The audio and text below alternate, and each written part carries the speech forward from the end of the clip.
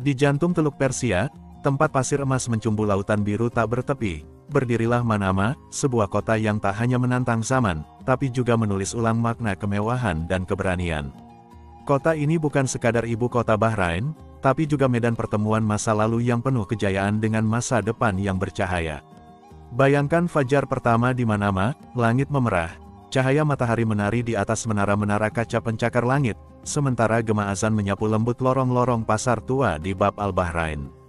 Di satu sisi, kamu bisa mencium aroma rempah yang membisikkan cerita para pedagang kuno, di sisi lain, suara mesin mobil sport dan langkah kaki para pebisnis global menggema di koridor pusat keuangan modern.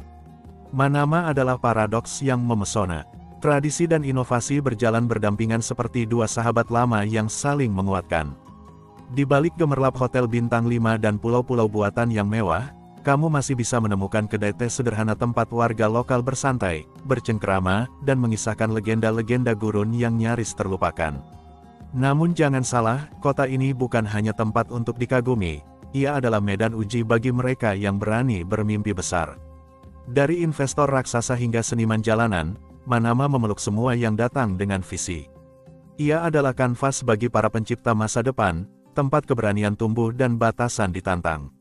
Di malam hari, ketika lampu kota menyala seperti bintang jatuh di bumi, Manama berubah menjadi simfoni urban yang menyihir.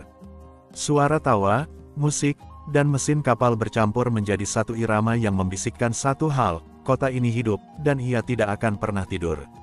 Manama bukan sekadar kota, ia adalah legenda yang masih ditulis. Dan siapa tahu, mungkin namamu adalah bagian dari kisah epiknya.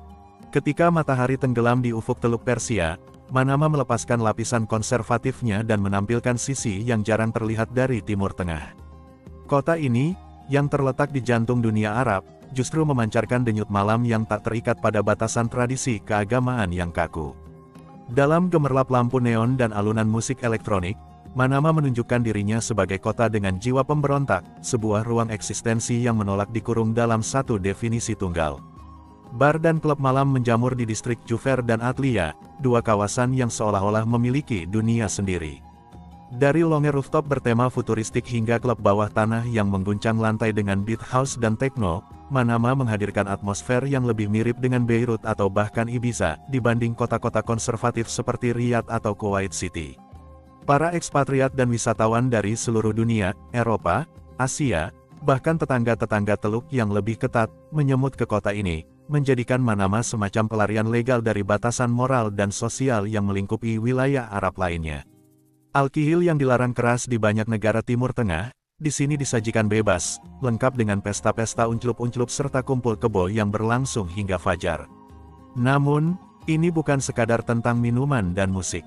Ini tentang pilihan, tentang sebuah kota kecil yang berani membuka ruang kebebasan di tengah tekanan identitas religius yang dominan. Manama, dalam keheningan malamnya yang riuh, berbicara lantang, bahwa menjadi bagian dari Timur Tengah tak harus berarti tunduk pada satu wajah tunggal budaya Islam. Tentu, kontradiksi ini membuat Manama menjadi magnet dan misteri sekaligus. Di satu sisi, muazin masih mengumandangkan panggilan salat 5 waktu, di sisi lain, dentuman bas dan tawa lepas menggema dari klub-klub mewah yang tak pernah benar-benar tidur. Di antara dua dunia inilah, Manama menemukan identitasnya yang unik, sebuah kota Arab yang memilih untuk tak hanya menjadi bagian dari sejarah, tapi juga penantangnya. Manama, dengan segala kilau modernitas dan kebebasan malamnya, menyimpan sisi gelap yang seringkali luput dari pandangan para pelancong kasual. Di balik keramaian bar-bar eksklusif, apartemen-apartemen mewah, dan hotel berbintang, berdenyut realitas yang tak pernah tercatat dalam brosur pariwisata, dunia perunclupan dan kumpul kebo yang tumbuh subur, diam-diam namun nyata. Tak sulit menemukannya, di jalanan Jufer, Atlia, dan Seef, kemewahan kerap berjalan berdampingan dengan perdagangan tubuh. Hotel-hotel berubah menjadi tempat pertemuan tersembunyi, sementara diskotik menjadi titik awal perjanjian malam yang dibisikkan dalam cahaya temaram. Di tempat ini, perdagangan jajanan apem bukan sekadar aktivitas ilegal, ia telah menjadi industri bawah tanah yang digerakkan oleh permintaan tinggi dan lemahnya penegakan. Perempuan dari Asia Selatan, Afrika, bahkan Eropa Timur hadir dalam jumlah yang mencolok, banyak di antaranya dibawa dengan janji pekerjaan, hanya untuk terjerat dalam jaringan eksploitasi yang rumit. Ironisnya, semua ini terjadi di tanah Arab, di negeri yang pada siang hari dihiasi oleh suara azan dan simbol religius yang kuat. Bagi sebagian orang, Manama adalah kebebasan. Tapi bagi yang lain, mereka yang terjebak dalam siklus gelap ini, ia adalah labirin yang sulit dijelaskan. Kota ini telah menjadi semacam oasis yang terlalu bebas, di antara negara-negara Teluk yang keras dalam hukum syariah. Akibatnya, banyak yang datang ke sini bukan untuk sekadar bersantai, tetapi untuk mencari pelampiasan atas hasrat yang tertekan di tempat asal mereka. Dan meskipun aparat setempat sesekali melakukan razia atau penertiban, semua itu seringkali tak lebih dari sandiwara semu. Jaringan yang mendalangi kemaksiatan ini terlalu dalam tertanam, dengan aliran uang dan kekuasaan yang membuatnya nyaris tak tersentuh. Manama, pada akhirnya, adalah cermin dari Timur Tengah modern, penuh kontras, kemewahan, dan konflik batin antara iman dan keinginan, antara budaya dan kapitalisme, antara surga yang dijanjikan dan kenikmatan sesaat yang diburu. Disinilah kemaksiatan menemukan ruang untuk tumbuh, di sela kebebasan yang tak selalu bermakna keselamatan. Di tengah kebebasan yang memancar di malam hari, Manama juga menyembunyikan kenyataan pahit tentang nasib banyak wanita yang datang ke kota ini dengan harapan baru, tetapi justru terperangkap dalam jaringan yang tak kasat mata. Manama, meski sering dipuji karena memberikan kebebasan lebih dibandingkan banyak kota di kawasan Teluk, juga menyimpan kisah pilu tentang perempuan yang menjadi korban dari ketimpangan sosial, ekonomi, dan budaya yang seringkali tersembunyi dari pandangan publik. Sebagian besar wanita yang terjebak dalam dunia kemaksiatan di Manama datang dari luar Bahrain, dari negara-negara seperti Filipina, Nepal, India, dan berbagai negara Asia Tenggara lainnya. Mereka datang dengan janji pekerjaan yang menjanjikan kehidupan yang lebih baik, tetapi kenyataan yang mereka temui jauh dari harapan. Ketika para pekerja migran ini tiba, banyak dari mereka terjebak dalam kontrak yang merugikan, dengan upah yang tidak sesuai, kondisi kerja yang buruk, dan ketergantungan pada majikan yang seringkali mengeksploitasi mereka secara fisik dan emosional. Wanita-wanita ini, sebagian besar dari mereka tanpa hak hukum yang jelas, berakhir di tempat-tempat yang tak pernah mereka bayangkan sebelumnya, di rumah-rumah bordil tersembunyi, klub-klub malam yang dipenuhi pelanggan dari kalangan ekspatriat, atau bahkan dijual kepada pihak-pihak yang menawarkan peluang yang tak pernah mereka inginkan.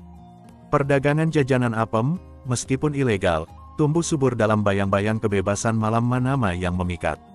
Tanpa adanya perlindungan hukum yang memadai dan pengawasan yang lemah, mereka tak punya pilihan lain selain bertahan, bahkan jika itu berarti mengorbankan tubuh dan martabat mereka. Namun tidak semua wanita di Manama berakhir dalam penderitaan. Sebagian lainnya berhasil memanfaatkan kebebasan ini untuk mencapai kesuksesan, baik dalam karir, pendidikan, atau kehidupan sosial mereka. Beberapa wanita bekerja sebagai pekerja profesional, seniman, atau wirausahawan yang sukses, menikmati kesempatan untuk hidup dengan cara mereka sendiri tanpa adanya batasan ketat yang umumnya ada di negara-negara Teluk lainnya. Manama, dengan semua kebebasannya, memberikan ruang bagi mereka untuk mengejar mimpi yang mungkin tidak bisa mereka wujudkan di tempat asal mereka. Namun, kenyataan pahit tetap ada. Bagi wanita-wanita yang terperangkap dalam dunia eksploitasi, kehidupan mereka seringkali berlangsung dalam bayang-bayang ketakutan dan keputusasaan. Di kota yang menjanjikan kebebasan dan kemewahan, mereka malah hidup dalam keterasingan, tak pernah benar-benar bebas. Dalam perjalanan mereka, tidak sedikit yang harus menghadapi pemerciosan, penindisan, dan kekerasan, baik secara fisik maupun psikologis. Manama, dengan segala kemewahannya, adalah kota yang menawarkan berbagai macam peluang bagi wanita, tapi juga memunculkan dilema etis yang mendalam. Kebebasan yang ada di kota ini seringkali menjadi dua sisi mata uang, satu sisi memberikan kesempatan untuk memperjuangkan hak dan kebahagiaan, sementara sisi lainnya membawa mereka ke dalam dunia kelam yang sulit untuk dilarikan.